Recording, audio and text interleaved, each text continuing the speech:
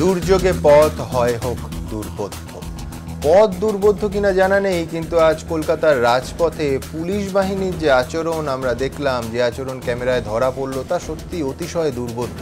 দুর্বোধ্য এই জন্য বলছি যে বামেদের লালবাজার অভিযান একেবারে পূর্ব ঘোষিত কর্মসূচি। এই অভিযানের পথ এমনকি নির্ঘণ্ট, সেটা পর্যন্ত মিনিট বাই মিনিট পূর্ব ঘোষিত।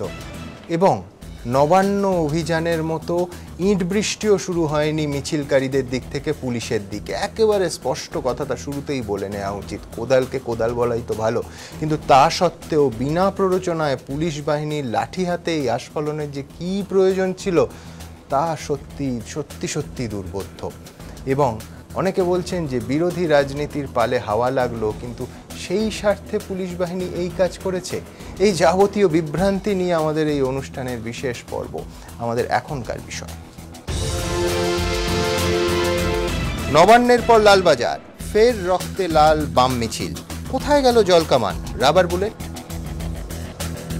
আলোচনার জন্য এই মুহূর্তে আছেন আমার ডান দিকে রয়েছেন অজয় সাহা, যিনি মিছিলে ছিলেন। একেবারে স্পষ্ট এবিপি আনন্দের ফুটেজে রক্তাক্ত অজয়বাবুকে দেখা যাচ্ছে। আপনাকে বিশেষ ধন্যবাদ এই অবস্থায় স্টুডিওতে এসেছেন বলে। সিপিএম কাউন্সিলর আছেন অসীম সরকার, বিজেপি নেতা আছেন বিমল শঙ্কর নন্দ অধ্যাপক। ওদের সবার কাছে যাব, কিন্তু যে খণ্ডযুদ্ধের ছবিটা হঠাৎই ক্যামেরায় ধরা পড়লো এবং বিশ্বাস করুন কোনো প্ররোচনা ছাড়া যেভাবে লাঠি চলল, শুরুতেই দেখাবো। ফিরল বামেদের নবান্ন অভিযানের স্মৃতি। বামেদের লালবাজার অভিযান ঘিরে বৃহস্পতিবার রক্তাক্ত কলকাতার রাজপথ।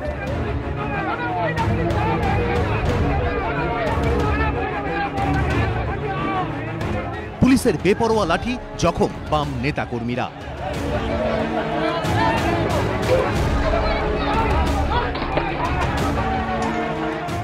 কারোর ফাটল মাথা, কারোর মুখ ভর্তি শুধুই রক্ত।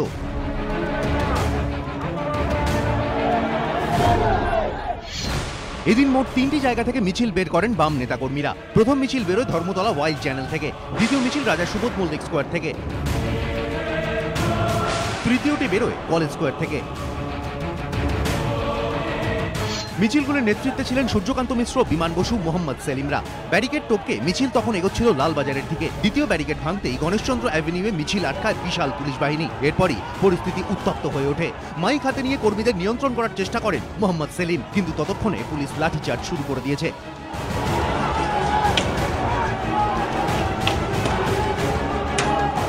বাম নেতাকর্মীদের রাস্তায় ফেলে চলে বেপরোয়া লাঠিচার্জ। মহিলা পুরুষ কেউ বাদ যাননি। হঠাৎ পুলিশের লাঠির বাড়ি পড়ে সিপিএমের কেন্দ্রীয় কমিটির সদস্য দীপক দাশগুপ্তর মাথায়। মাথায় হাত দিয়ে বসে পড়েন তিনি। সিপিএমের এই বর্ষিয়ান নেতার মাথা তখন রক্তে লাল।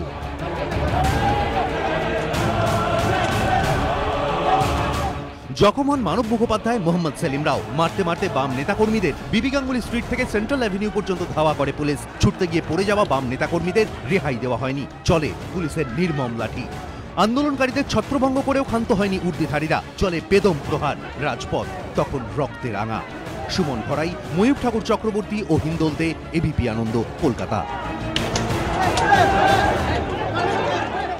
অজয়বাবু, আপনি ঘটনাস্থলে ছিলেন, লাঠি খেয়েছেন, রক্তাক্ত হয়েছেন, ঠিক কিভাবে এটা শুরু হলো?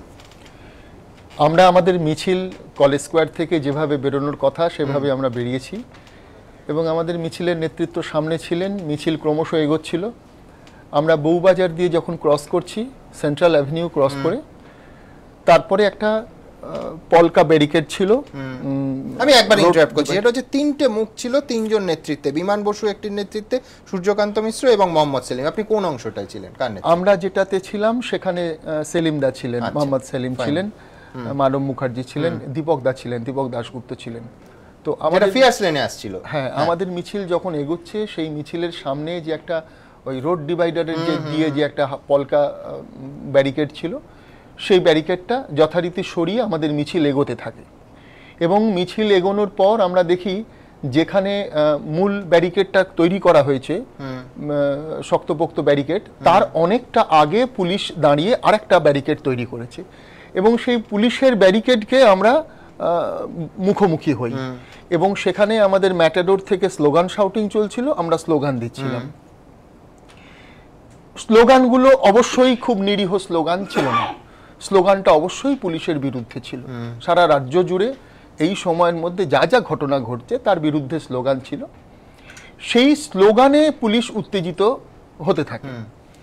এবং স্লোগান ছাড়া আর কি বলবো, কারণ তো সেখানে তো কোন রকম নবান্নের দিন একটা অজুহাত খাড়া করা হয়েছিল যে পকেটে করে নাকি ইট নিয়ে যাওয়া হয়েছিল। আপনারা ঝোলায় না পকেটে ইট নিয়েছেন আমি জানি না, কিন্তু আমি বলছি এটা ফ্যাক্ট, এটা এবিপি আনন্দের ক্যামেরাও বলছে যে মিছিলের দিক থেকে পুলিশের দিকে ইট নবান্নের দিন চলেছিল, কিন্তু আজকে কোনো ক্যামেরায় কোনো ইট দেখা যায়নি, এক টুকরো ইটও দেখা যায়নি। এবং আমরা যখন সেইখানে স্লোগান শাউটিং করছি, আমাদের হাতে শুধুমাত্র কয়েকটি ঝান্ডা ছাড়া অন্য কিছু ছিল না। কোথাও কোথাও কখনো কখনো আমাদের ঝান্ডাও কেড়ে নেওয়া হচ্ছিল। আর ওই রকম একটা ধস্তাধস্তির পরিবেশটাকে হঠাৎ সেলিমদা এবং দীপকদা আমাদের সামনে চলে আসেন, পুলিশকে বোঝানোর চেষ্টা করেন যে আমরা লালবাজার অভিযান করছি, অন্য কিছু করছি না, এখানে কোনো আক্রমণাত্মক কিছু হচ্ছে না, আপনারা কেন এটা করছেন। আমাদের মেয়েরাও ছিল সামনে, আমাদের ছাত্রী কমরেডরাও ছিল। এবং তার পরবর্তীকালে আমরা দেখলাম হঠাৎ পুলিশ লাঠিচার্জ করতে শুরু করে, এবং পুলিশ যখন লাঠিচার্জ করতে শুরু করে স্বাভাবিক কারণেই ব্যাপারটা ছত্রভঙ্গ হয়ে যায়। এবং সেই অবস্থায় অনেকে পড়ে যায়, অনেকেরও মাথার ওপর লাঠি পড়তে থাকে। তখনও পর্যন্ত আমি জানি না যে আমার কিছুক্ষণ পরে কি দশাটা হবে। এবং আমাদের ম্যাটাডোরের সামনে যখন আমরা রয়েছি সেই অবস্থায় কার্যত ওই গাড়ির ওপরে এবং গাড়ির নিচে যারা ছিল কেউ বাদ যায়নি। আপনি আপনাদের ফুটেজেও দেখিয়েছেন আমি গাড়ির ওপরে, সেই অবস্থায় আমরা গাড়ির ওপরে চলে আসি এবং সেখানে পুলিশ লাঠি চার্জ করতে শুরু করে। সেলিমদার ওপরে পড়তে শুরু করে, সেটা আমার মাথার ওপরে এসে পড়ে।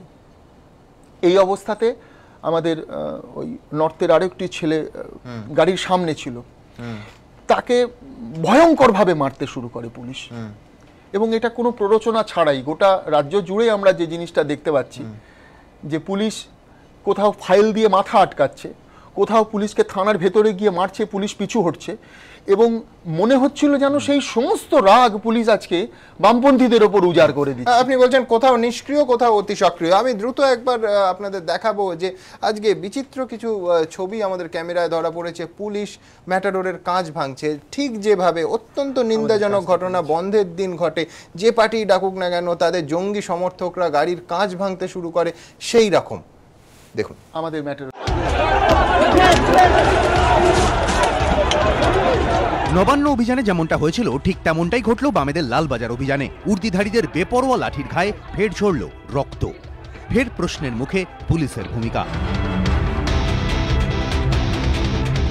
বহু আগেই লালবাজার অভিযানের ঘোষণা করেছিল বামেরা। শহরে পোস্টার, প্ল্যাকার্ড পড়েছিল, মিটিং মিছিল সবই হয়েছিল। শহরের 3টি জায়গা থেকে মিছিল বেরোবে, সেই মিছিল লালবাজারের উদ্দেশ্যে রওনা হবে, এর সবটাই জানত পুলিশ। বৃহস্পতিবার বিকেল পর্যন্ত শহরের রাস্তায় সেই প্রস্তুতির ছবিও দেখা যায়। কিন্তু সন্ধে নামতেই বদলে যায় পুলিশের চেহারাটা। মহিলা বাম কর্মীরা লাঠির আঘাতে লুটিয়ে পড়েছেন, কারো মাথা ফেটেছে, কিন্তু মহিলা পুলিশ কোথায়? জলকামান, কাঁদানে গ্যাসের আয়োজন থাকলেও তার কোনো প্রয়োগ হয়নি। মিছিল আটকাতে সরাসরি বেপরোয়া লাঠি। গাড়ির কাঁচ ভাঙতে দেখা গিয়েছে পুলিশকে। বামেদের গাড়ির ওপর পড়েছে পুলিশের লাঠি। প্রশ্ন উঠছে, ঘোষিত কর্মসূচি সত্ত্বেও কেন শান্তিপূর্ণভাবে বামেদের লালবাজার অভিযানের মোকাবিলা করতে পারল না পুলিশ? কেন জলকামান কিংবা কাঁদানে গ্যাসের ব্যবহার করা হলো না? মারতে মারতে তো একসময় পুলিশ নিজেই পড়ে গেল রাস্তায়।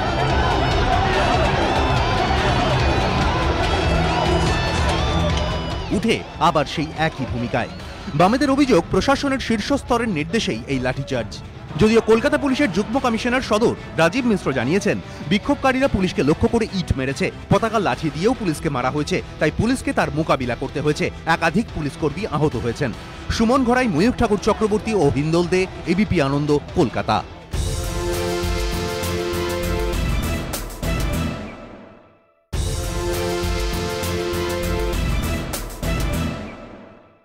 দেবাশিসবাবু, আজকে আলিমুদ্দিন স্ট্রিট থেকে, আমি জানি না অন্য বাম দলের সদর দফতর থেকেও যাবে কিনা, ফুলের তোড়া এবং থ্যাংক ইউ লেখা কার্ড পাঠানো উচিত। মানে আমি বলছি, প্ররোচনা ছাড়া বিরোধী শক্তিকে উজ্জীবিত করার এই রকম অ্যাকশন ইদানিংকালে আমার চোখে পড়েনি। আপনি আমায় বলুন যে বিরোধীরা এই রাস্তায় নেবে রাজনীতি করবে, এইটা স্বাভাবিক, যে কোনো বিরোধী দলের কাছ থেকে এটা প্রত্যাশিত। মমতা বন্দ্যোপাধ্যায় আন্দোলন করে উঠে এসছেন, সারা জীবন এই ধরনের আন্দোলন করেছেন, রাজ্য কংগ্রেস একসময় এই ধরনের আন্দোলন করেনি বলে পিছিয়ে পড়েছে। মানে আমি বলছি যে কোনটা অস্বাভাবিক?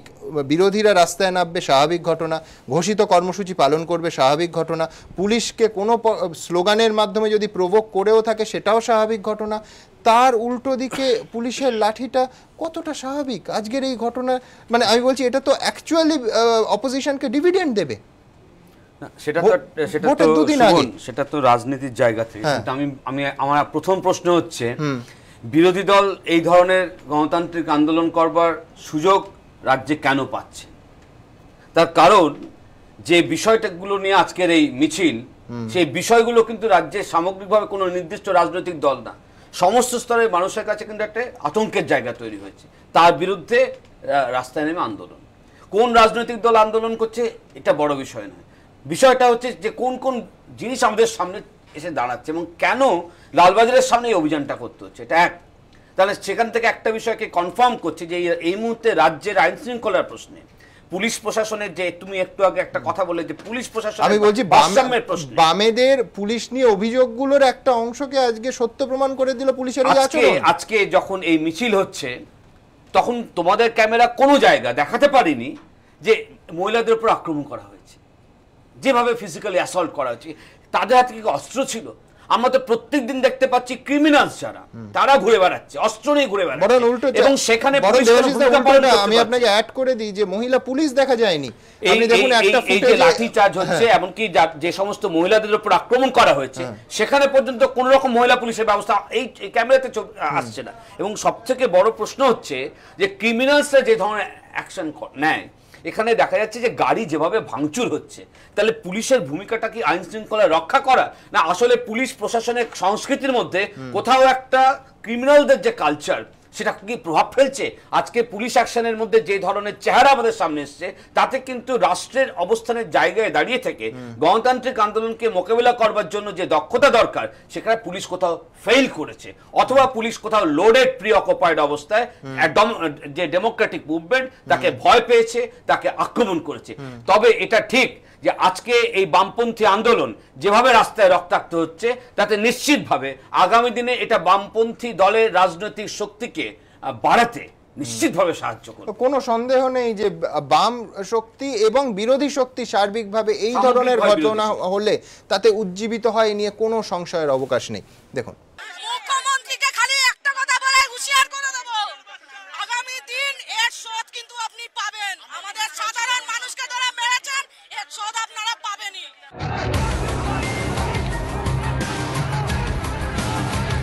লালবাজার অভিযানে পুলিশের লাঠি যেন পুরো ভোটের আগে তাতিয়ে দিল বামেদের। এই কর্মীরাই নন, অক্সিজেন পেট টকবকে নেতৃত্ব। আপনারা মনে রাখবেন, আমরা নেতা যারা আছি, আমরা আপনাদের সঙ্গে লড়াইয়ের সামনের সারিতেই আছি, আপনাদের সঙ্গে আছি, এবং আপনাদের ছেড়ে আমরা কোথাও যাব না। এখানে লাঠিবাজ ছিল, আমরা ছবি তুলে গেছি, অযথা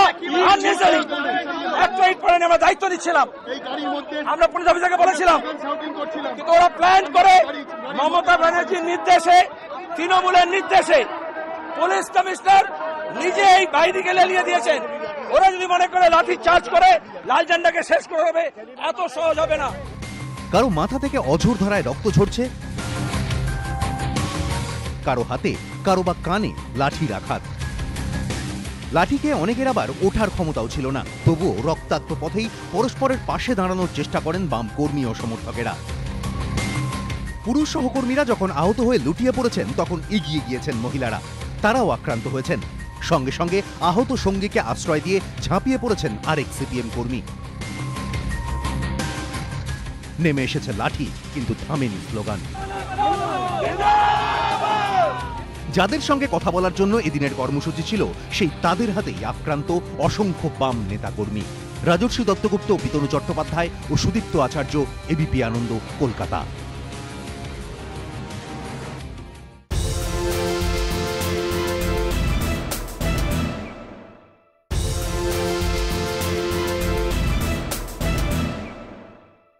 অশোক ঘোষ বামফ্রন্ট নেতা আমাদের সঙ্গে যোগ দিয়েছেন। অশোকদা, আপনার কাছে প্রথমেই যেটা জানতে চাইবো সেটা হচ্ছে বামফ্রন্ট সরকারের শেষ কয়েক বছর খুব সমালোচনা শোনা যেত এবং বাস্তবে তার প্রচুর প্রমাণ রয়েছে যে পুলিশ ক্রমশ ট্রিগার হ্যাপি হয়ে উঠছিল। মানে আমি বলছি, মমতা বন্দ্যোপাধ্যায়ের পুলিশ কি ক্রমশ লাঠি হ্যাপি হয়ে উঠছে? মানে আজকে যে পরিস্থিতি ছিল তাতে কতটা লাঠি চালানোর দরকার, এই বেসিক প্রশ্নটা প্রথম। এবং দুই হচ্ছে, আমি 4টে এবং 5টায়ও আমাদের সাংবাদিকদের সঙ্গে কথা বলেছি যে সেখানে জল কামান মজুদ ছিল, তা সত্ত্বেও জল কামান ব্যবহার করা হলো না।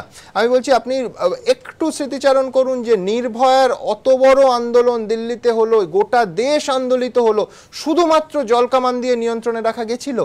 আজকের পুলিশের এই আচরণের কি ব্যাখ্যা আছে আপনাদের রাজনৈতিকভাবে সাহায্য করার ছাড়া? আমি বলছি যে আমার দীর্ঘদিনের রাজনৈতিক অভিজ্ঞতা, আমি 1965 সালে স্কুল জীবন থেকেই আন্দোলনে যুক্ত হয়েছি এবং 1965 ট্রাম ভাড়া বৃদ্ধির প্রতিবাদে আন্দোলনের মধ্য দিয়ে রাজনীতিতে যুক্ত হয়েছি। এই দীর্ঘ সময় ধরে আমি বহু সমাবেশ, মিছিল, মিটিং দেখেছি, কিন্তু আজকের মতো এরকম একটি শুধু দাবি জানানো, শুধু পুলিশকে এই কথাটা বলা যে পুলিশ তুমি নিরপেক্ষভাবে প্রশাসন চালাও, জনগণের অভাব অভিযোগগুলো শোনো, দুষ্টের দমন শিষ্টের পালন করো, এই মিছিলে যেভাবে পুলিশ নির্মমভাবে লাঠিচার্জ করেছে, মহিলারা আহত হয়েছেন এবং আমি নির্দিষ্ট অভিযোগ করছি তৃণমূলের লোকেরা সিভিক ভলেন্টিয়ারের বেশ ধরে মিছিলে ঢিল মেরে পালিয়েছে। সুতরাং তা সত্ত্বেও কিন্তু মিছিলে যারা ছিলেন তারা অত্যন্ত শান্তিপূর্ণভাবে, আজ ছবি আমরা দেখছি, শান্তিপূর্ণভাবে মিছিলে ছিলেন। পুলিশ জল কামান কেন, পুলিশ অদ্ভুতভাবে দেখা যাচ্ছে যে পুলিশ চোর ধরতে পারে না, ধর্ষণকারী ধরতে পারে না, যে পুলিশ ফাইল আড়াল দিয়ে মাথা বাঁচায়, যে পুলিশের সামনে থেকে থানা থেকে আসামি ছিনতাই হয়ে চলে যায়, সেই পুলিশ কিসের জোরে মিছিলকারীদের উপরে হামলা করে? নিরস্ত্র মিছিলকারী, যে মিছিলকারীরা একটা ইট পর্যন্ত ছোড়েনি, তার উপর হামলা করে নবান্নের জোরে। কি এই নবান্নের জোর থাকবে না? মানুষ কিন্তু সবটাই হিসাব রাখছেন, মানুষ কিন্তু বদলা নেবেন, আমাদের বদলার কথা দরকার নেই, মানুষ বদলা নিয়ে নেবেন, এই জোর থাকবে না। পুলিশ প্রশাসন পরিচালনা করুক। আর মহিলা পুলিশ কোথায় গেল? পুলিশ তো জানতো 3 জায়গা থেকে মিছিল আসবে, college square, Subodh Mallick square এবং ওয়াই চ্যানেল থেকে মিছিল আসবে, সেই মিছিলে নিশ্চয়ই মহিলা থাকবেন। মহিলা কোথায় গেল? পুলিশ একেবারেই শাসক দলের দলদাসে পরিণত হয়েছে। গত 30, 40, 50 বছরের ইতিহাসে এইরকম পুলিশ এই নক্কারজনক ভূমিকা দেখা যায়নি, এত নির্মম ভাবে।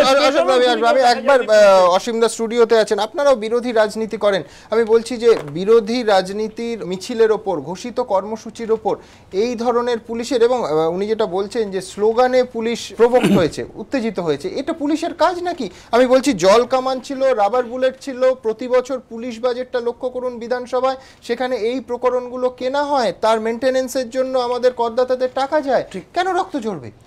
তার একটা বড় কারণ হচ্ছে, আপনি যদি পুরনো জায়গায় ফিরে যান, সেই ভবানীপুর থানায় মাননীয় মুখ্যমন্ত্রী ক্রিমিনাল ছাড়ানো দিয়ে শুরু, তারপর ফাইল মাথায় দেওয়া, লুকিয়ে পড়ায় আছে, পুলিশ গুলি খেয়ে মারা যাচ্ছে।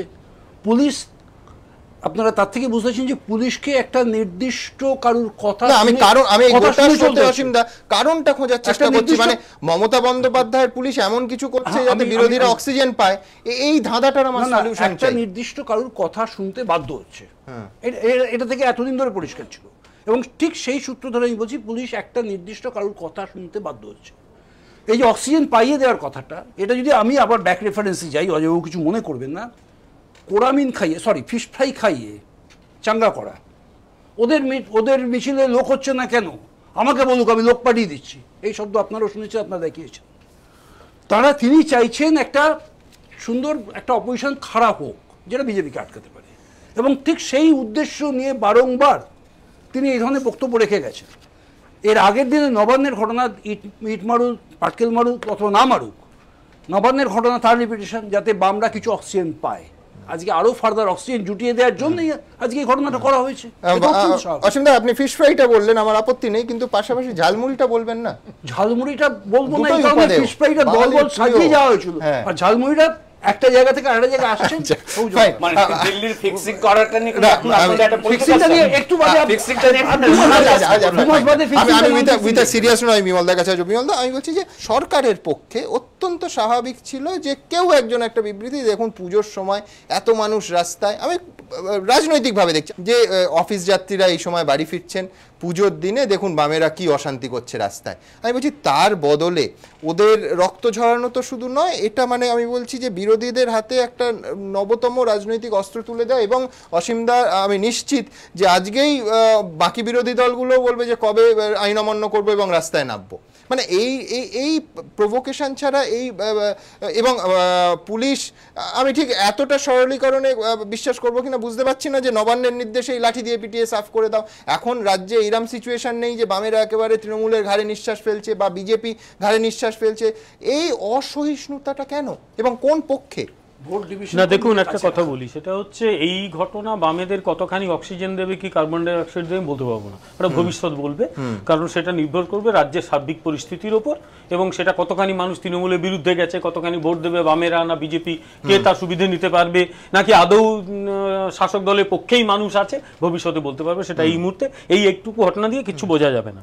আমি ব্যক্তিগতভাবে যে কোনো গণতান্ত্রিক আন্দোলনে, তবে আমি 67-69 গণতান্ত্রিক আন্দোলনের কথা বলছি না যেখানে পুলিশ যেত না, ঘেরাও হলেও পুলিশ যেত না, শিল্প জ্বালিয়ে দিলেও পুলিশ যেত না, সেই কথা বলছি না।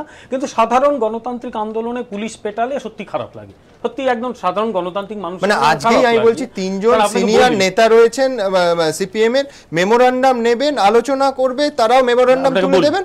না ঠিকই, সেটা হচ্ছে এই যে মানে আপনি লক্ষ্য করেন আজকে দাবির মধ্যে মুখ্যমন্ত্রীর পদত্যাগ দাবিও নেই, পুলিশ কমিশনের পদত্যাগ দাবিও নেই, কেন প্রভোকেশন? বামেদের শেষের দিকে পুলিশ ট্রিগার হ্যাপি হয়েছিল, ব্যাপারটা ভুল। 80 দশকের শেষ থেকেই গুলি চলেছিল, এমন ঘটনাও ঘটেছিল সামান্য বাস ভাড়া বৃদ্ধির বিরুদ্ধে। সেটা মরিচঝাপিতে 60-এর দশকে গুলি চলেছিল, মানে 60-এর দশকে না, মরিচঝাপি 79 সালে মরিচঝাপি হয়েছে, 78-79 হয়েছে।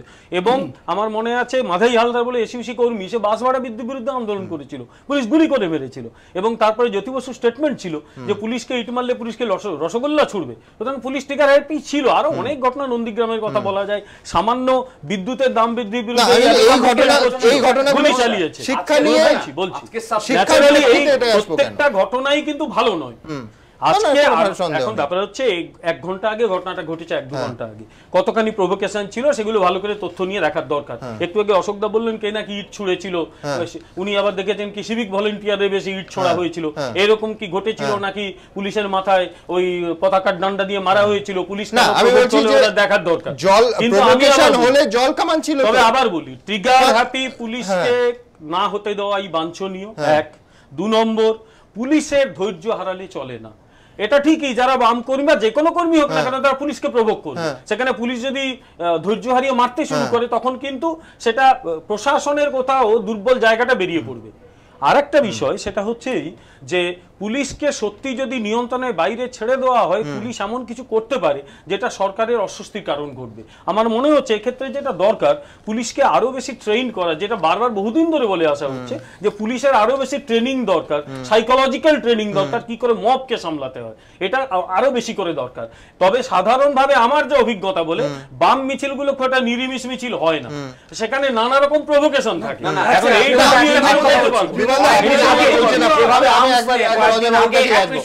কয়েকদিন আগে যেভাবে আর্মস নিয়ে নৃত্য করতে দেখা গেছে, এরকম কোন মিছিল তুমি ইদানিং কালে বা কোন সময়কালে বামেদের পলিটিক্যাল মুভমেন্টের সময় হাতে আর্মস নিয়ে নৃত্য করছে, তুমি এরকম কোন একটা সিচুয়েশন দেখাতে পারো? আর্মস নিয়ে নৃত্য করছে, এই খবর না বলতে দাও। এবার বলো, আমিও করতে পারি, বলতে দাও এই কথাটা বলো না। 1969 এ বলি তোমাকে, আপনি 69 গল্প বললে হবে না। 69 এর দিকে আঙুল করে বলেছিল যে আপনারা লাঠি দিয়ে আন্দোলন করে, বামেরা আন্দোলন করে, আমাকে শেখাবে তুমি? আপনি আজকে আন্দোলন করে না, টাঙ্গি নিয়ে কারা আন্দোলন চলছে? আমি আজকে সরকারকে সাপোর্ট করছি না, জানি সেটা। বামেরা রাস্তাঘাটে টাঙ্গি নিয়ে আন্দোলন করে না, টাঙ্গি নিয়ে মিছিল করে না, আমাকে শেখাচ্ছ তুমি? পশ্চিমবঙ্গে বড় হয়েছে, আপনি চিৎকার করে গুলিয়ে দেবেন না প্লিজ। রাস্তায় যে পরিমাণ কি হয়েছে, আপনি চিৎকার করে আজকে ঘটনা গুলিয়ে দেবেন না।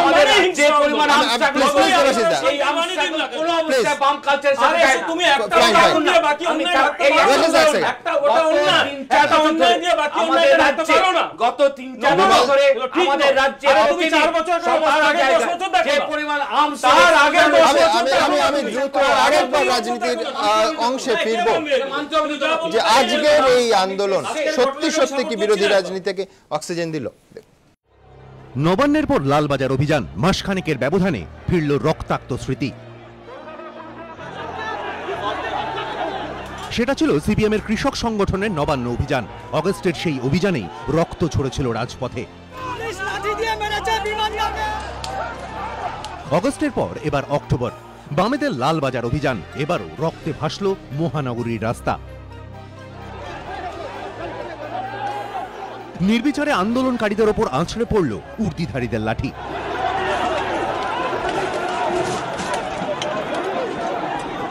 সেবার ব্যারিকেড ভেঙে পুলিশি প্রতিরোধের মুখে পড়েছিল সিপিএম নেতৃত্ব। এবার তো আরও এক ধাপ এগিয়ে বাম নেতাদের রক্তে রাজপথ রাঙিয়ে দিল পুলিশ। নবান্ন অভিযানের সময় পুলিশকে লক্ষ্য করে ইট ছুটতে দেখা গিয়েছিল সিপিএম কর্মীদের, রণংদেহী রূপ দেখা গিয়েছিল তাদের। কিন্তু লালবাজার অভিযানে স্লোগানের সঙ্গে লাঠির যুদ্ধ। দ্বিতীয় ব্যারিকেড ভাঙতেই তাদের ওপর ঝাঁপিয়ে পড়ল পুলিশ। রক্তাক্ত হলো রাজপথ। 2011 পরাজয়ের পর যে বাম নেতাদের মুখে গত 4 বছর ধরে শুধুই হতাশার ছবি ধরা পড়েছে, তাদের চোয়ালি শক্ত করে দিল পুলিশের এই লাঠিচার্জ। ঘুরে দাঁড়ানো কিংবা টক্কর দেওয়ার মতো পরিস্থিতি তৈরি হয়েছে কিনা তা নিয়ে এখনো ঢের বিতর্ক হতেই পারে, কিন্তু সিপিএম এর রাজপথে নেমে আন্দোলনের এই ছবিটা আগামী দিনে রাজ্য রাজনীতিতে তাৎপর্যপূর্ণ হয়ে উঠতে পারে বলে মনে করছেন রাজনৈতিক পর্যবেক্ষকদের একাংশ। কারণ রাস্তার এই আন্দোলনের পথিকৃত্য বামেরাই। খাদ্য আন্দোলন হোক বা ভাড়া বৃদ্ধির প্রতিবাদে ট্রাম্প পোড়ানো, সবই তো বাম ইতিহাসেরই অংশ। অনেকে বলেন এই পথে হেঁটেই তো বিরোধী থেকে শাসকের আসনে উঠেছিল তারা। যদিও তৃণমূলের কাছে রাজপাট হারানোর পর এই পথের আন্দোলন ভুলতে বসেছিল বামেরা।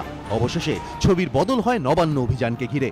সেই ফিরে দেখাতেই নতুন মাত্রা যোগ করল এদিনের লালবাজার অভিযান। এই পরিস্থিতিতে অনেকেই প্রশ্ন তুলছেন, একদা পথের আন্দোলন দিয়ে ক্ষমতায় আসা বামেদের সাপমুক্তি কি তবে পথ দিয়েই হবে?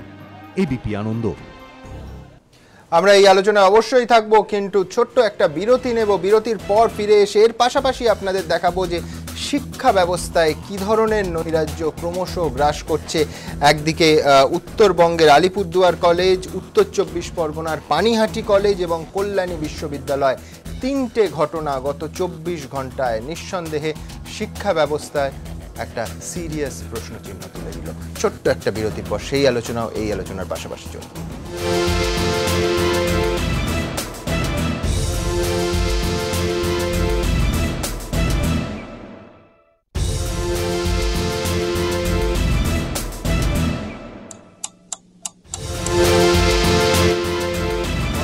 আধার এক এসেছে পৃথিবীতে। আজ পৃথিবীতে এসেছে কিনা জানি না, কিন্তু নিঃসন্দেহে এ রাজ্যে শিক্ষা ব্যবস্থায় এসেছে। কারণ পরপর 3টে ঘটনা এবং ঘটনার ধারাবাহিকতা অন্তহীনভাবে এ রাজ্যের শিক্ষাক্ষেত্রকে কলঙ্কিত করছে। সেই নিয়ে আমাদের এখনকার আলোচনা, আমাদের এখনকার বিষয়। ঘেরাওয়ের শিকার উপাচার্য, হামলার মুখে অধ্যক্ষ, টুকতে চেয়ে হুমকি শিক্ষিকাকে, শাসকের রক্তচক্ষুতে নাজেহাল শিক্ষা। আলোচনার জন্য এই মুহূর্তে আমার সঙ্গে স্টুডিওতে আছেন অমল মুখোপাধ্যায়, প্রাক্তন অধ্যক্ষ প্রেসিডেন্সি, আছেন শ্রুতিনাথ প্রহরাজ অধ্যাপক, আছেন তরুণ নস্কর এসইউসিআই বিধায়ক এবং উচ্চশিক্ষা বিষয়ক স্ট্যান্ডিং কমিটির সদস্য, আছেন সমীর চট্টোপাধ্যায় অধ্যাপক। ওদের কাছে যাব, কিন্তু যে 3টে ঘটনা এই রাজ্যে 3টে প্রান্তে শুধুমাত্র রাজপথে যে রক্ত ঝরল তা নয়, যে কোনো সংবেদনশীল মানুষের হৃদয়েও রক্ত ঝরবে। যারা শিক্ষার সঙ্গে সংশ্লিষ্ট অথবা সম্পর্কিত, তাদের কষ্ট হবে এই 3টে ঘটনা দেখে। দেখুন,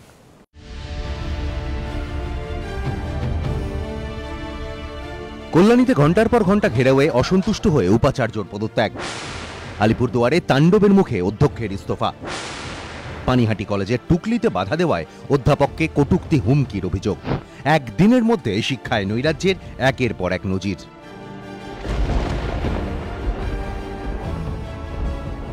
শিক্ষাবিদদের অনেকে বলছেন এই ছবিগুলোই বুঝিয়ে দিচ্ছে এ রাজ্যে শিক্ষা যে তিমিরে ছিল সেই তিমিরেই রয়েছে।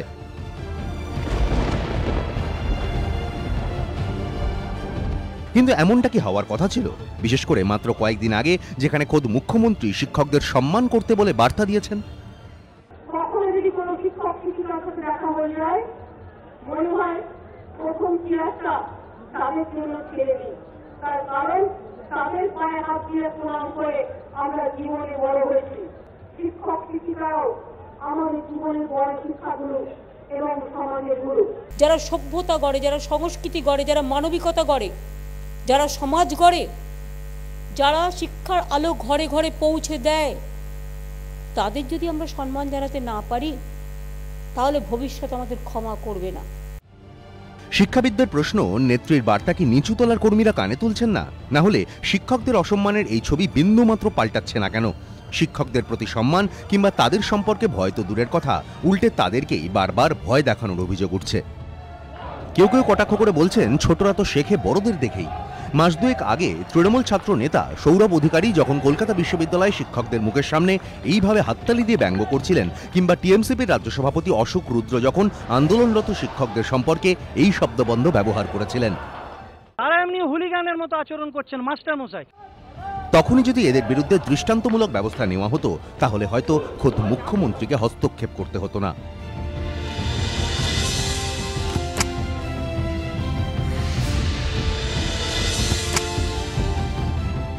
মুখ্যমন্ত্রী যেখানে বারবার শিক্ষকদের সম্মান করতে বলছেন, সেখানে তারই দলের ছাত্র সংগঠনের নেতাদের আচরণে মাথা হেঁট হয়ে যাচ্ছে শিক্ষা মহলের। ABP Ananda.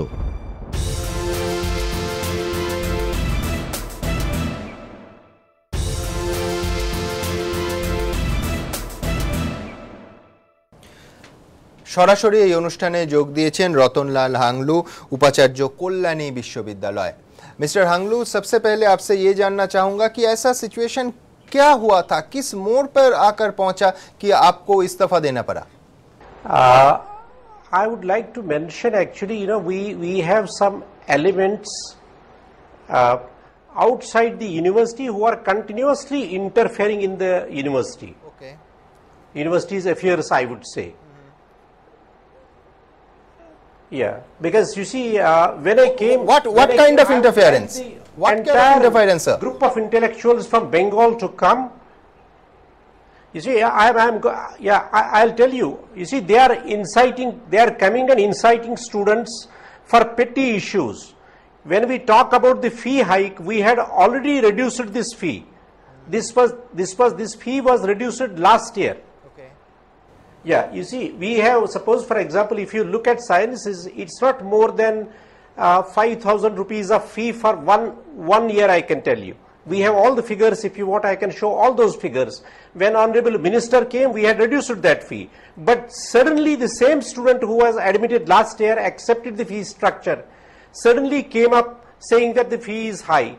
Now, we have put up two committees. Those committees could sort out this entire difference of opinion between the two. And these committees could settle down even if some more concession of fee had to be passed on to the students. That could have been sorted out. But why students suddenly came and started locking up? Because they were given gas from outside the university. No doubt this is a very serious allegation, Mr. Hanglu. As of now, your resignation hasn't been accepted, but 40 other professors are ready to resign along with you from every administrative post.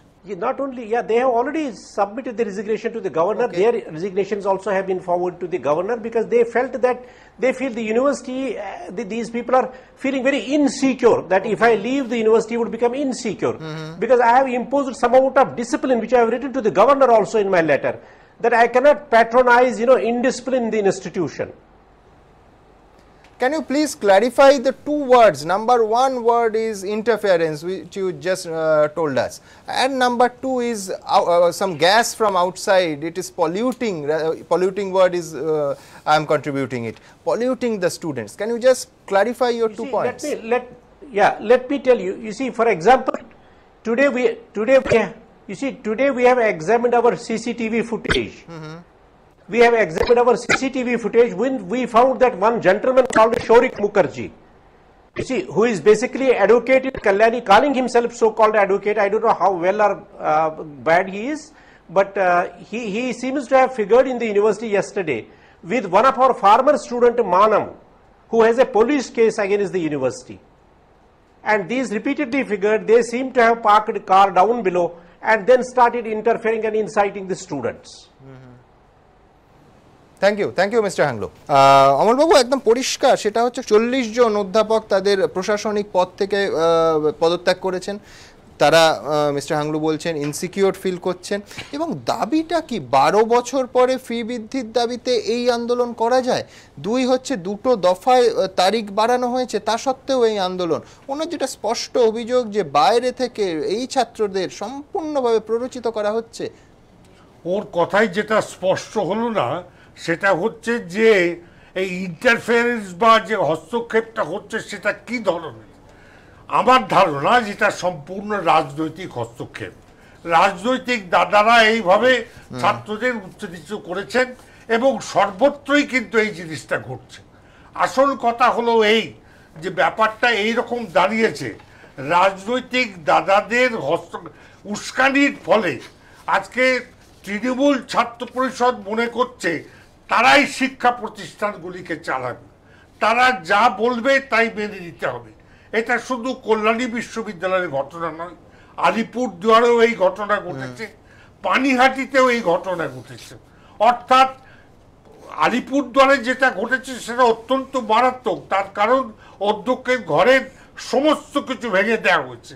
শুধু তাই নয়, chair তুলে অধ্যক্ষকে মারতে যাওয়া হয়েছে, যখন অধ্যক্ষকে জোড়হাত করে প্রাণ ভিক্ষা করতে হয়েছে। এই মর্মান্তিক ঘটনা পশ্চিমবঙ্গে ঘটছে। এর আসল যে চেহারাটা সেটা স্পষ্ট হয়ে যাচ্ছে যে শিক্ষার নৈরাজ্য এমন একটা জায়গায় এসে পৌঁছেছে তৃণমূল ছাত্র গোষ্ঠীর দাক্ষিণ্যে, যে আজকে পশ্চিমবঙ্গে শিক্ষার অন্তর্জলী যাত্রা শুরু হয়েছে। আমি একবার দ্রুত, যেহেতু অমলবাবু উল্লেখ করলেন আলিপুরদুয়ারের ঘটনা, কোনো সন্দেহ নেই যে বিশৃঙ্খলার একটা নজির সৃষ্টি হলো শিক্ষাক্ষেত্রে এই ঘটনায়। কলেজে ছাত্র ভর্তি হয় বিশ্ববিদ্যালয়ের নিয়ম অনুযায়ী, কিন্তু সেখানেও নাক গলানোর অভিযোগ উঠল তৃণমূল ছাত্র পরিষদের বিরুদ্ধে।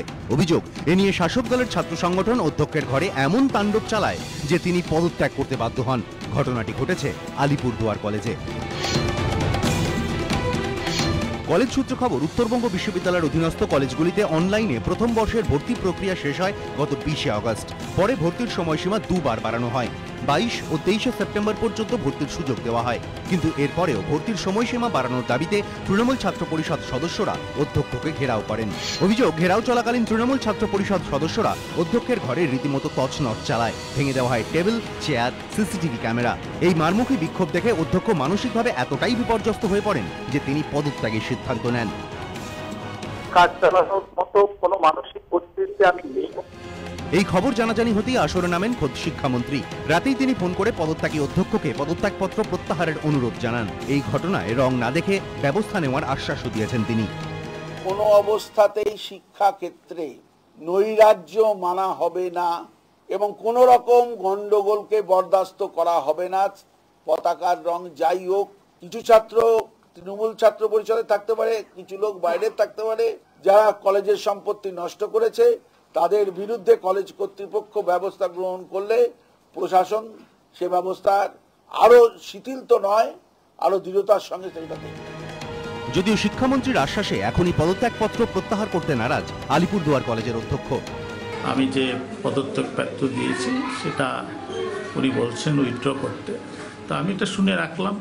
তার কিছু কন্ডিশন আছে, সেটা হচ্ছে যে ছাত্র সংসদের পক্ষ থেকেই কাণ্ডগুলো হয়েছে, যে নেতারা এটা পরিচালনা করেছে তাদের বিরুদ্ধে সত্যিকারের পদক্ষেপটা কি হয় উনি আস্থা জাগানোর চেষ্টা করেছেন, সেটা খুবই ভালো জিনিস।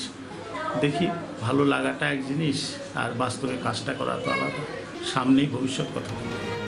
এখনো পর্যন্ত ভাঙচুরের ঘটনায় একজনও গ্রেফতার হয়নি।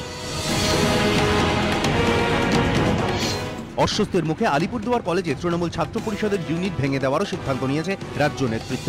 জবাবদিহি তলব করা হয়েছে তৃণমূল ছাত্র পরিষদের জেলা সভাপতির কাছে। অন্যদিকে কলেজ কর্তৃপক্ষ এই ঘটনায় একটি এফআইআর দায়ের করেছে। গোটা ঘটনা খতিয়ে দেখতে একটি কমিটিও গঠন করা হয়েছে। বৃহস্পতিবার কলেজের শিক্ষকদের সঙ্গে কথা বলেন জেলা তৃণমূল সভাপতি সৌরভ চক্রবর্তী। কিন্তু শিক্ষা মহলে প্রশ্ন, একটি রাজনৈতিক দলের নেতা কেন কলেজের শিক্ষকদের সঙ্গে কথা বলবেন? সেই এখতিয়ার তো তার নেই। বিরোধীরা বলছেন তৃণমূলের জেলা সভাপতিকে তো এই রাস্তা দেখিয়েছেন শিক্ষামন্ত্রী, কারণ তিনি ঘটনার পর দলের জেলা সভাপতির সঙ্গে কথা বলেন। ইতিমধ্যেই আমি আমার জেলার সভাপতি যে তৃণমূলের সৌরভ চক্রবর্তীর সাথে কথা বলেছি অনেকে প্রশ্ন তুলছেন, শিক্ষামন্ত্রী তো সরাসরি প্রশাসনিক ব্যবস্থা নিতে পারতেন, তৃণমূলের জেলা সভাপতির সঙ্গে কথা বলার কি প্রয়োজন ছিল? তৃণমূল ছাত্র পরিষদের বিরুদ্ধে যেখানে অভিযোগ, সেখানে আলোচনায় বসছেন তৃণমূলেরই জেলা সভাপতি। এ কেমন বিচার? হতবাক শিক্ষাবিদদের অনেকেই। তারা বলছেন, কলেজে অশান্তির নেপথ্যে যে রাজনীতি, তারই কারবারিরা কিনা অশান্তি মেটাতে যাচ্ছে। তাহলে তো যা হওয়ার তাই হবে। অরিন্দম সেন ও সনদ ঝা, এবিপি আনন্দ। সুধান্তবাবু, আজকে পার্থ চট্টোপাধ্যায়ের বক্তব্য আলিপুরদুয়ার নিয়ে ভালো লেগেছে, কিন্তু আপনি আমায় বলুন যে সৌরভ চক্রবর্তী আলিপুরের তৃণমূলের জেলা সভাপতি, তিনি কলেজে গেছেন, কলেজে গিয়ে আলোচনা করেছেন, মানে কি? মানে আপনার মনে থাকবে যে কালকেই পার্থবাবু বলছিলেন যে অশোক রুদ্রকে আমি কলেজ ইউনিট ভেঙে দিতে বলেছি, আমি জেলা টিএমসিপি সভাপতির সঙ্গে কথা বলছি। কেন? আমি বলছি যে কলকাতা বিশ্ববিদ্যালয়ে সৌরভ অধিকারী, অশোক রুদ্র, তাদের সঙ্গে পরের দিন নিজের দফতরে শিক্ষামন্ত্রী মিটিং করছেন। তিনি তো শিক্ষামন্ত্রী, সর্বোচ্চ কথা বলবেন ডিএম এসপির সঙ্গে, এটা শিক্ষকদের সঙ্গে, অধ্যক্ষের সঙ্গে। পার্থবাবুর বক্তব্য, মাননীয় শিক্ষামন্ত্রীর বক্তব্য শুনে ভালো লেগেছে বলছে? মানে শিক্ষামন্ত্রীর বক্তব্য শুনলাম না আমরা তৃণমূলের মহাসচিব? না, আমি বলছি যে আলিপুর যেটা রং না দেখার কথা বললেন, তোমরা নিচে লিখলে দেখো শিক্ষামন্ত্রী। আমি আবার রিপিট করছি, আমার ভালো লেগেছে যে রং না দেখে উনি ব্যবস্থা নেওয়ার কথা বললেন, অথচ তৃণমূলের নেতাকে ধরলেন। আমি একটা কথা বলি, এই যে প্রত্যেকটা ঘটনার পরে এই যে বিবৃতি উনি দিচ্ছেন যেভাবে, আমি বলছি একদম দায়িত্ব নিয়ে বলছি, আমরা যে অভিজ্ঞতা, আমি তরুণদা এখানে আছেন, উনিও প্রতিদিনই প্রায় ধরনের ঘটনা শুনছেন, প্রতিক্রিয়া দিচ্ছেন, যে এই শিক্ষামন্ত্রীর এই ধরনের বিবৃতিগুলো যতটা আনুষ্ঠানিক ততটা আন্তরিক না। যদি বিন্দুমাত্র আন্তরিক হতো তাহলে এই ঘটনা একের পর এক ঘটে চলতো না। দলের ভূমিকা থাকবে না, অধ্যক্ষ যদি হেনস্থা হয়, যদি ভাঙচুর হয়, প্রশাসনের ভূমিকা থাকবে। তোমাদের আর্কাইভ যদি খোঁজো দেখতে পাবে, এই আলিপুরদুয়ারে গত বছর বিবেকানন্দ মহাবিদ্যালয়, সমিতা বলছেন তৃণমূলের, আমি আপনাকে একটা উদাহরণ দিই, বামফ্রন্ট আমলে না পুলিশের বিরুদ্ধে একটা অভিযোগ উঠতো যে কোনো শাসক দলের বিরুদ্ধে অভিযোগ হলেই বলতো দাদা একটু সেটেলমেন্ট করে নিন না, একটু মিটিয়ে নিন না, এটা এইরকম ব্যাপার। যাদের বিরুদ্ধে অভিযোগ তাদের সঙ্গে শিক্ষামন্ত্রী বৈঠক করে মেটাবেন। দেখো, একটা জায়গায় আমি একটু বলে নিই, সুবিধা হবে। একটা জায়গাতে পরপর দুটো ঘটনা ঘটলো, ওই কলেজেরই এক ফার্লং দূরে বিবেকানন্দ মহাবিদ্যালয়, অধ্যাপিকা রত্না ঘোষ, সেখানকার টিআইসি, তাকে কার্যত বাধ্য করা হয় পদত্যাগ করতে। এবং তোমাদের আর্কাইভে দেখবে রাত 12টার সময় অন্ধকারে বসে আছেন উনি, ওনার ঘরে ওনার মোবাইল কেড়ে নেওয়া হয়েছে, সে এক মর্মন্তুদ দৃশ্য, এবং তাকে বাধ্য করা হয়েছে পদত্যাগ করাতে। আজকে শৈলেনবাবুকে বাধ্য করা হলো, এবং বিষয়টা তোমরা একদম সঠিকভাবেই তুলে ধরেছো। দেখো, যে ইস্যুতে ওকে ঘিরে ধরা হয়েছে সেই ইস্যুতে কলেজের ভেতরে অধ্যক্ষের কিচ্ছু করার নেই। বিশ্ববিদ্যালয় লাস্ট ডেট দিয়েছে, সেই লাস্ট ডেট দুবার এক্সটেন্ড করেছে। কোনোভাবেই কলেজের গভর্নিং বডি বলো আর যাই বলো, তাদের কারোর জায়গা নেই। কল্যাণী বিশ্ববিদ্যালয়ে যে ঘটনা ঘটলো, তোমাদের এখানে, তোমাদের মিডিয়াতেই এবং অন্য মিডিয়া, এবং আমার বক্তব্য আবার আমি বলছি, তৃণমূলের জেলা সভাপতি মিটিং করতে যাবেন কেন? এই বছর 17 ফেব্রুয়ারি তোমার মনে পড়ছে, কল্যাণী বিশ্ববিদ্যালয়ে তোমরা বক্সিং, ক্যারাটে, কুমফুর ছবি দেখিয়েছিলে, আটকে উঠেছিলাম আমরা। পরের দিনই দেখলাম মন্ত্রী গেলেন ওখানে, আমরা ভাবলাম বোধহয় সমস্যার শেকড়টা খোঁজা হবে, কিন্তু এই মন্ত্রী যাওয়ার পরে সন্ধ্যেবেলা একটা বিপজ্জনক, তখনই সংকেত দেখেছিলাম, উপাচার্যকে দিয়ে বলানো হলো কিছু ঘটেনি, মিটে গেছে, কিছু ঘটেনি, মিটে গেছে। এই যে স্বাধিকার না থাকার কারণে উপাচার্যদের স্বাধীনভাবে কাজ করা এবং শিক্ষক ছাত্র আধিকারিকদের নিয়ে কথা বলা। আমি আরেকটা অত্যন্ত গুরুত্বপূর্ণ ঘটনা আপনাদের সামনে রাখবো, সেটা হচ্ছে টোকাটুকি করতে দেননি, টুকতে বাধা দিয়েছেন বলে শিক্ষিকাকে হুমকি, এমনকি হেনস্থার অভিযোগ উত্তর 24 পরগনায়। এই ঘটনা এবং এই অভিযোগ একজন নয়, একাধিক শিক্ষিকা করেছেন। দেখুন, টুকলিতে ধরা পড়েও লাজলজ্জা বা অপরাধ বোধ নেই, উল্টে সেই পড়ুয়ার বিরুদ্ধেই অভিযোগ উঠল শিক্ষিকাকে উদ্দেশ্য করে হুমকি এবং কটূক্তি করার। নক্কারজনক এই ঘটনা ঘটেছে উত্তর 24 পরগনার পানিহাটি কলেজে। নৈহাটির ঋষি বঙ্কিমচন্দ্র কলেজে স্নাতক স্তরের প্রথম বর্ষের পরীক্ষার সিট পড়েছিল পানিহাটি কলেজে। শিক্ষকদের অভিযোগ, কয়েকদিন ধরেই সেখানে কারো তোয়াক্কা না করে টোকাটুকি চালাচ্ছে পরীক্ষার্থীরা। উল্টে এক শিক্ষিকা বাধা দিলে পরীক্ষার্থীরা তাকে উদ্দেশ্য করে কটূক্তি করে বলে অভিযোগ। অভিযোগকারী শিক্ষিকার দাবি, এক পরীক্ষার্থী তো রীতিমতো আঙুল উঁচিয়ে শাসানির সুরে বলেন, আমি কলেজের ছাত্র সংসদের সাধারণ সম্পাদক, দেখে নেব। অর্থাৎ দাবি অনুযায়ী অভিযুক্ত এই ছাত্র ঋষি বঙ্কিমচন্দ্র বা আরবিসি কলেজের ছাত্র সংসদের সাধারণ সম্পাদক। আরবিসি কলেজের ছাত্র সংসদ তৃণমূল ছাত্র পরিষদের দখলে, যদিও এই ছাত্র আদতে সাধারণ সম্পাদক কিনা তা জানা যায়নি।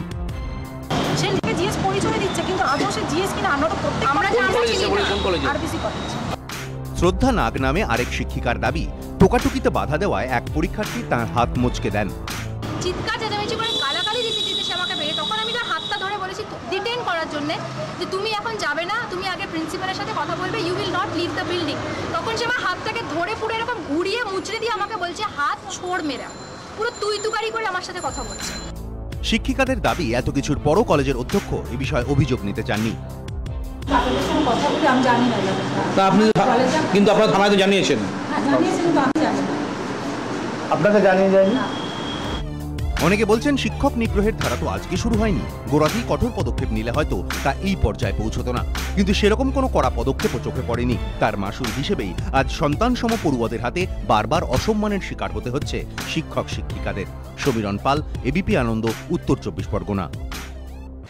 তরুণবাবু আমি কোন দিকে যাবো বুঝতে পারছি না। মানে আমি বলছি বিজেপি, তৃণমূল, সিপিএম, এসইউসিআই অবধি বুঝতে পারি, কিন্তু ছাত্রছাত্রীদের যা শিক্ষিকাদের প্রতি সম্মান প্রদর্শন এবং সেই অভিযোগ নিয়ে অধ্যক্ষর যার বক্তব্য, অধ্যক্ষ এটা বলতে পারলেন তার প্রতিষ্ঠানে হয়েছে। আমাকে একটু অ্যালাউ করুন, আজকে বিকেলে যে ঘটনা ঘটেছে গণেশ অ্যাভিনিউতে, যেভাবে পুলিশ শান্তিপূর্ণ বিক্ষোভকারীদের উপরে, নিরস্ত্র বিক্ষোভকারীদের উপরে যেভাবে আক্রমণ করেছে, এটা গণ আন্দোলনের পক্ষে অত্যন্ত বিপজ্জনক।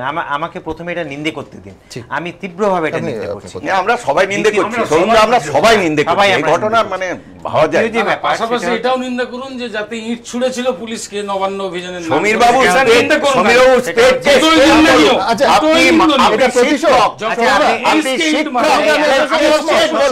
আজকের ঘটনা যদি আপনি নিন্দে না করেন, আপনি পুলিশের আপনি তার প্রতিশোধ একেবারেই না।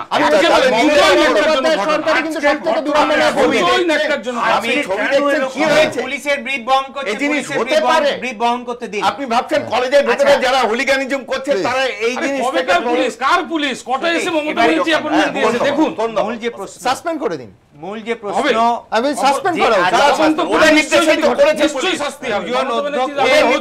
একজন টিআইসি আর একজন অধ্যক্ষের বক্তব্য শুনলাম।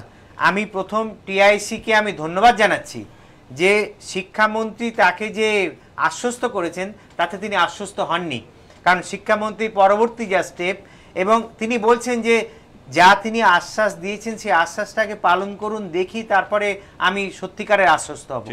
এইটা একটা টিআইসির বক্তব্য, আমি তাকে ধন্যবাদ জানাচ্ছি, অভিনন্দন জানাচ্ছি, অন্তত মানে সিদ্ধান্তটা খাড়া করে দিয়ে দাঁড়াতে পেরেছেন। আর আরেকজন অধ্যাপিকা এবং তিনি অধ্যক্ষ, তার কথা আমি শুনলাম যে শিক্ষিকারা বলছে তাদের হাত মুচড়ে দিয়েছে, তাও তার পাশে তিনি দাঁড়াতে পারছেন না। এই যদি না দাঁড়াতে পারেন তাহলে এই ছাত্রছাত্রীরা, এই ছাত্রীরা কি শিখবে তার কাছ থেকে? ছাত্রীরা এর থেকে তো উৎসাহ পাবে। আমরা এর আগের ঘটনা একটা নিন্দার বাক্য বললেন না, বলবেন না, যদি অধ্যক্ষ না বলেন, দুজন শিক্ষিকাকে দুজন বাক্য শুধু নয় সুমন, উনি না নেন তাহলে ছাত্রীরা তো আরো উদ্দাম হয়ে যাবে এভাবে। এবং এর কিছুদিন আগের ঘটনা আমি আলোচনা করছিলাম, মেঘনাদ কলেজে কি হয়েছে, মেঘনাদ শাহ কলেজে ওই জেলার নাম উত্তর দিনাজপুর, সেখানে শিক্ষিকা যখন টুকলি ধরতে গেছে তখন তার বিরুদ্ধে হাত ছিনতাইয়ের অভিযোগ করছে। কে অভিযোগ করছে? অধ্যক্ষের বিরুদ্ধে হাত ছিনতাইয়ের পুলিশে কমপ্লেন হয়েছে। কে সেটা করছে না? ওখানকার ইলেক্টেড একজন মেম্বার, তার স্ত্রী টুকলি করছিল। ঠিক ঠিক, আমরা এই নিয়ে আলাদা অনুষ্ঠান করেছি। এই ঘটনা তো ঘটছে। সমীর বাবু, আপনাকে আমি প্রশ্ন করতে পারি কিংবা আপনাকে আমি আশ্বস্ত করতে পারি যে ফ্র্যাঙ্কেস্টাইন বলে একটা বই কালকে আপনার বাড়িতে আমি পাঠিয়ে দেবো। আমি বলছি এই বিড়ম্বনায় কিন্তু পড়তে হবে শিক্ষামন্ত্রী, মুখ্যমন্ত্রী, সরকারকে। মানে আজকে আপনি হুলিগানিজম সমর্থন করলে সেই আগুনের আঁচ কিন্তু সরকার এবং প্রশাসন এড়াতে পারবে না। সোমবাবু, আমি মানে লাঠির ক্ষেত্রেও যা, শিক্ষা ক্ষেত্রেও আমি একবারও সমর্থন করছি না, কিন্তু এমন ভাবে তরুণবাবু থেকে শ্রুতিবাবু বলতে শুরু করছেন 2011 সালে মমতা ব্যানার্জি শপথ নেওয়ার পরই টুকলি শুরু হয়েছে, এটা তো নয়। ঘেরাও রাজনীতি দীর্ঘদিনে, বারবার এই তরুণবাবুর একটা আবুটার মিটিং এ পার্থ চট্টোপাধ্যায় গিয়ে কি বলে এসছেন, উনি বলেছেন একাডেমিক অ্যাডমিনিস্ট্রেটিভ ব্যাপারে আমি হস্তক্ষেপ করছি না, কিন্তু শিক্ষায় ফাইন্যান্সিয়ালে যদি দুর্নীতি করে কিসের মানে স্বাধিকার, কিসের স্বাধিকার? আপনি কাউন্সিলর নন, এই জন্যই তো ভুলে যাবেন। আমি দুর্নীতি যখন শিক্ষা করে দুর্নীতি হলে আমি হস্তক্ষেপ। শিক্ষামন্ত্রী বলছেন রং না দেখে অপরাধীদের শাস্তি এটা কি হচ্ছে? শুনেছেন কি হচ্ছে? কোনোদিন সুদীবাবু আরে বাবা, ভাই, বলুন না। কোনোদিন করেছেন আপনারা? হচ্ছে কোনোদিন এই তর্ক সৌরভকে হাত নিঃসন্দেহে অন্তহীন। না, এখানে আপত্তি আছে সমীরদা। করেছে কেন হাত জোর করবেন? ভুল করেছে তৃণমূল, ভুল এই করেছে। আপনি শুনুন না সমীরবাবু, সিপিএম এর না, তো না, না, কোনোদিন না, ভুল না, হয়নি। আপনি যাদবপুর বিশ্ববিদ্যালয়ে কোনোদিন বিপ্লবী হয়নি। সৌভিক কংগ্রেসী আমলে পরীক্ষা আমি নিশ্চিত এই তর্ক অন্তহীন ভাবে চলবে। আপনাদের সঙ্গে আবার দেখা হবে পরবর্তী পর্বে। ভালো থাকবেন, শুভরাত্রি।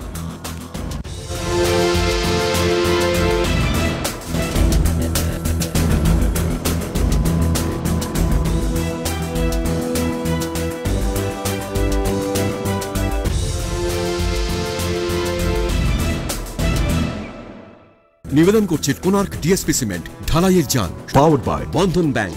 ভালো আপনার, ভালো সবার। সহযোগী নিবেদক Vivekananda hospital, Durgapur. Complete heart এবং ব্রেন স্ট্রোক ট্রিটমেন্ট।